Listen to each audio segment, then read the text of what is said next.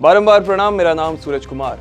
Jaunpur Lok Sabha seat से Bahujan Samaj party ने श्रीकला रेड्डी को उम्मीदवार बनाया है। श्रीकला पूर्व सांसद धनंजय सिंह की पत्नी और मौजूदा समय में जिला पंचायत की अध्यक्ष हैं। धनंजय सिंह के जेल जाने के बाद उन्होंने चुनावी मैदान में उतरने का फैसला लिया।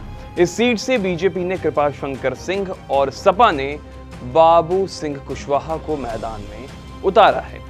शनिवार को श्रीकला रेड्डी ने चुनाव लड़ने के संकेत दे दिए थे। कैसे?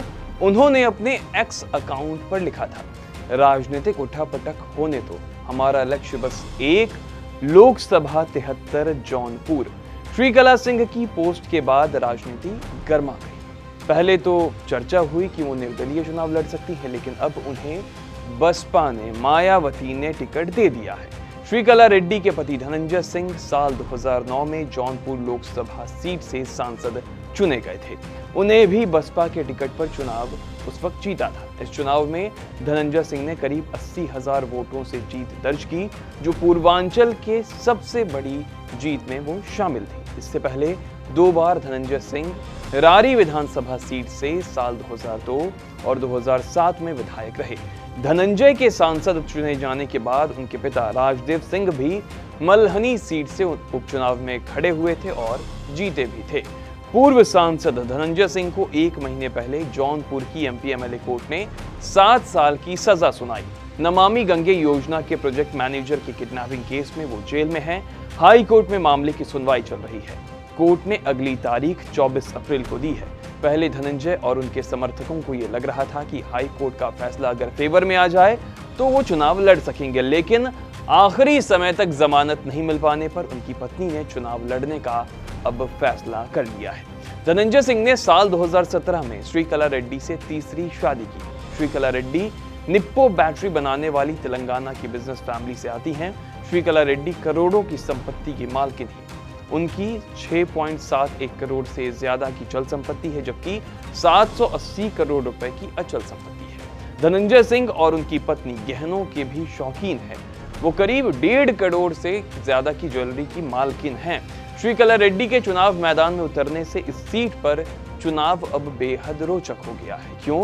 क्योंकि सीट से जहां बीजेपी ने राजनीतिक के कद्दावर कहे जाने वाले कृपाशंकर को उतारा और इसे हॉट सीट बना दिया, तो श्रीकला अब सहानुभूति मिलने की उम्मीद जता रही है और चाह रही है कि लोगों का जो एक बोध है उन पर हावी हो जाए। जौनपुर लोकसभा क्षेत्र के सियासी समीकरण को देखेंगे तो पाएंगे कि क्षत्रिय, यादव, मुस्लिम, ब्राह्मण और दलित समुदाय के वोटर यहाँ निर्णायक हैं।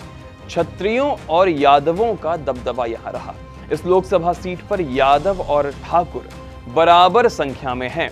2019 में सपा बसपा गठबंधन के तहत श्याम सिंह यादव ने जीत दर्ज की थी, क्योंकि दलित, मुस्लिम और यादव मतदाता तब एकजुट थे। जौनपुर लोकसभा सीट पर जातीय समीकरण देखें तो इस सीट पर 2 लाख से अधिक राजपूत मतदाता हैं, तो वहीं दलित मतदाता भी 2 लाख के आसपास आपको दिखाई पड़ेंगे। इसी गणित के सहारे धनंजय सिंह ने 2019 का लोकसभा जीता था। 2 दशक से अधिक समय तक राजनीति में होने के कारण धनंजय के प्रभाव भी जिला में माना जाता रहा है। ऐसे में श्रीकला ने लड़ाई को रोचक बना दिया है।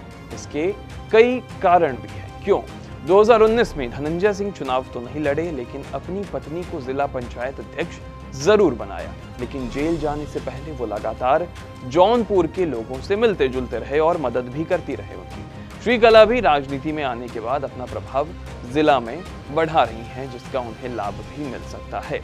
अब आपको बीजेपी और सपा के उम्मीदवार के बारे में बताते हैं जो जौनपुर से इस बार खड़े हो रहे हैं। बीजेपी ने जौनपुर से कृपाशंकर सिंह को टिकट दिया। कौन है कृपाशंकर सिंह?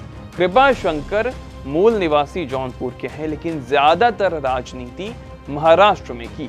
1977 में महाराष्ट्र कांग्रेस से जुड़े, 4 बार विधानसभा सदस्य रहे। 2004 से 2009 तक महाराष्ट्र में गृह राज्य मंत्री रहे। सपा के उम्मीदवार हैं बाबू सिंह कुशवाहा।